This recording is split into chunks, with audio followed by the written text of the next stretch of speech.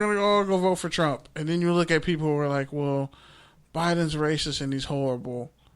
Like, do you honestly just look back and ask yourself, would it have been better if, like, the minds are right? Are you fucking serious? I'm dead ass serious. What? Would it just been better if the minds were right and, like, the world had actually ended in, like, 2012? Like, real shit. Like, can we just be honest here? Would you be like, you know what? If I knew this was... Leave me, bro. I'm fucking leaving, like, if we knew this was coming down the pipe, don't worry, I have serious questions after this. So hold on. So what you're trying to tell me is that on December 21st, 2012, both the day that the Mayan calendar was supposed to end, also my 18th birthday, FYI. That's a hell of a way to go out. Strippers and coke.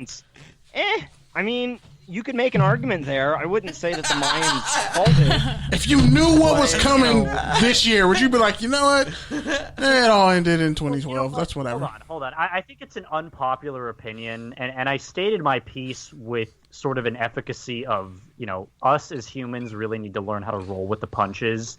And as much as Trump has done horrible for this country, and as much as it's in our power to elect someone better, I pose the hypothetical question of what if this election doesn't turn out in your favor, okay? And that could be whether you're a Democrat and wanting a Democratic candidate or Republican and wanting a Republican candidate. What then? Are you going to fucking cry in the fetal position like people in 2016 did because they thought that their rights were being taken away? And, you know, big gray area, you know, granted, but... I posed the question last night to our panel of guests of what does it mean to be a minority and a conservative? Whether you're a black, Hispanic, Asian, conservative, Republican, what does it mean to be that? And we got a response saying that they are quote-unquote grifters. Now, I'm certainly not the PC police when I happen to speak on any kind of matters, but it's definitely a response I didn't expect, but I do pose the question, what about those people? Do we just invalidate those opinions because they happen to not represent the group that we've expected to represent, or what? Honestly, Kenny, that's your cue? No, I thought Mancini was going to jump in, that's why. Well, no, honestly, he heard it last night. So, yeah.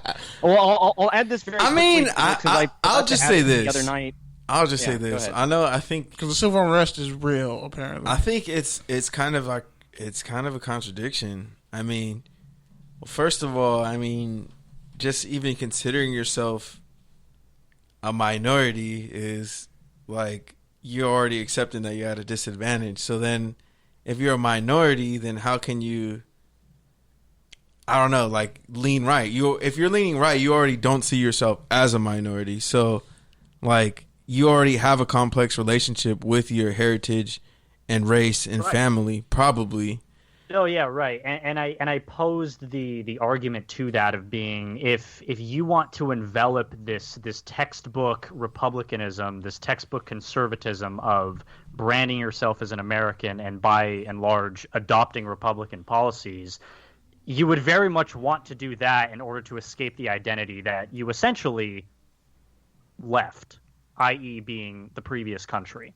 So maybe that's why I say that as an example of me working with a 65 plus year old gentleman who's from Honduras, who is a very vehement conservative Republican, and the other thing that I'll add to that too, just on that point is, like, I think, but at the same time, I also know a lot of people who are very, religious, regardless of their religion.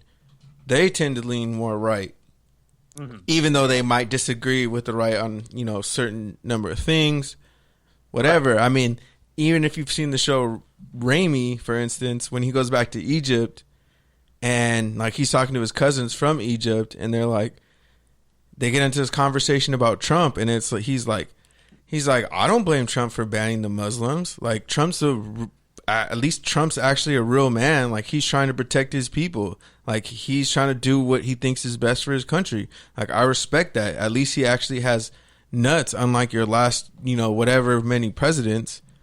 And so, I'm not saying I agree with that, but that's just sort of an enlightening kind of way that other people see Trump who follow that. They see him as a very bravado. Yeah.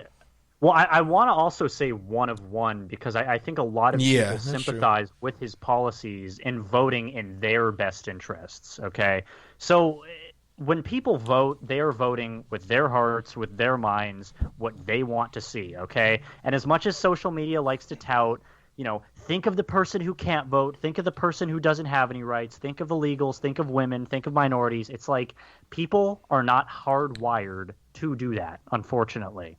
And should there be a bigger humanitarian shift in the world? Absolutely, okay? Taking care of your fellow man is fucking society's bread and butter ever since... We're going to need that in the oncoming climate crisis for sure. Ever since Mesopotamia became a city way back when. So, yeah, there does need to be a shift. But at the current moment where everyone wants to feel like, they're the most important person in the room, and they want politics to have to be that backing for them as an authority presence. Yeah, people are going to let their egos be their votes. And I've seen it. You've probably no doubt seen it. And to Sebastian's point, I just want to quickly add this in as well, is that is something that is being more noticed this time around. Is there are a lot more African American voters and Latin American voters, especially in areas like the South and in, parts of the Midwest, that tend to vote more conservatively. Whereas if you go to more Western states, obviously like the Southwest, California, et cetera, you're going to see a little bit of a change there. But that's certainly something that I know pollsters are noticing now during this election more so than 4 years ago.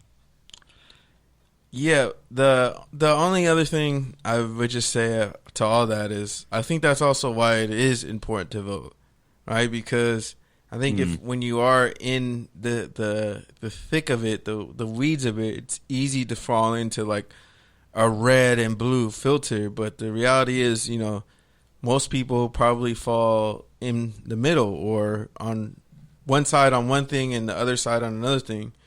So that's why it is important to vote, because, otherwise you just get the same people falling in the same places. So we need the average folk to kind of mix it up and throw in a few left turns. Now, I do want to point this out, just noticing the time and noticing probably we might have listeners that are wondering, okay, Kenny and Pete, tell us a little bit about touchdowns and tangents for the Mars on Life listeners at home that may not know the full story.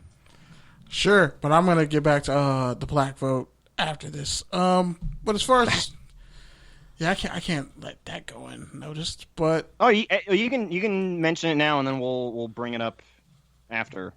All right, cool. So when it comes to the black vote and people trying to bully black people into voting for the lesser two evils, when evil is evil, they're totally disregarding why those people don't really want to vote for a Biden or a Trump. I mean, yeah, there are black people who will vote for Biden and who will vote for Trump just for the sake of numbers, and like Lil Wayne came out for him just 50 Cent, recently. Yeah, 50 Cent said he'd do it for tax purposes. But let's be honest, it's a lot of rich black folks. It's just a lot of people in general. I think the average rich person will vote for Trump because of the tax codes. The average regular person is just a racist or some kind of an asshole who just wants to vote for Trump and they don't like Biden.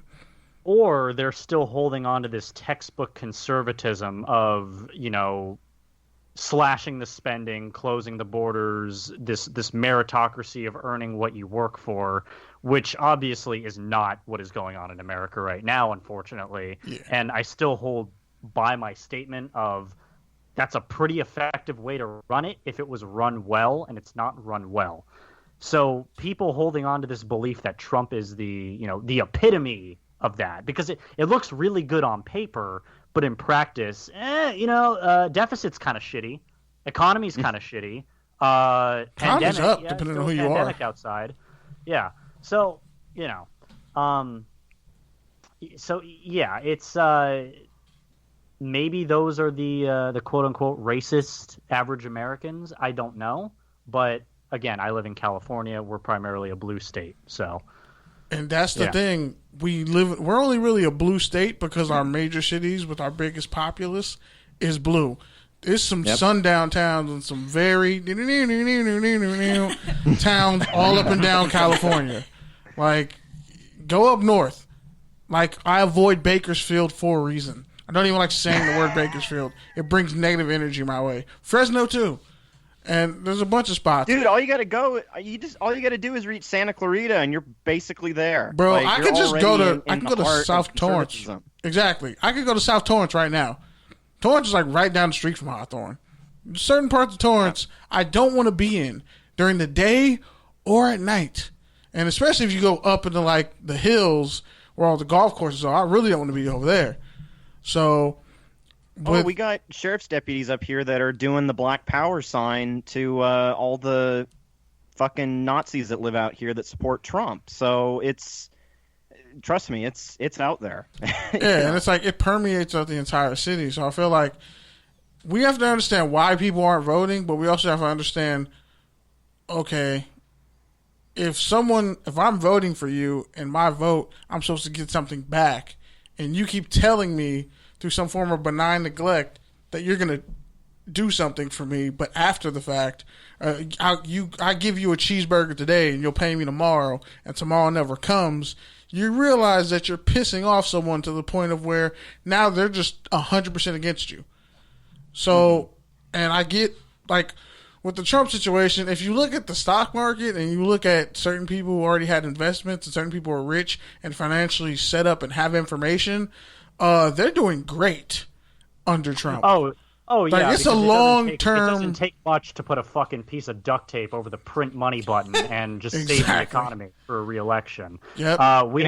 Just hit the easy button over and over again. Hey, we had let's just say we had a previous guest who was this was a fun one. Was a real Jordan Belfort about it, and oh boy. he yeah, did he make a killing? No, I want to say that he lost about 70% of his initial investment, and these are the stories that you don't hear on Robinhood and r/Wall Street Bets, because then they'd get their asses kicked in the comments. Nobody wants to admit that they lost money, but of course not. The people who have lost money have lost big time, like whole fortunes. And it's hysterical when they're just complete utter toolboxes in real life. But that, I think it really comes down to fundamentally, like, let's just take Trump off the table. Realistically, and I can only speak from the perspective of a black person, but under Trump, under Obama, more black people actually were murdered, like, under Obama, and he had the Justice Department and did nothing about it. He signed the Blue Lives Matter Act and all that was under Obama. So if I'm just basing it off the policy and things that are being done, I would prefer an open racist versus someone who's an asshole who's on some Homelander type shit and is really just plotting against all of us.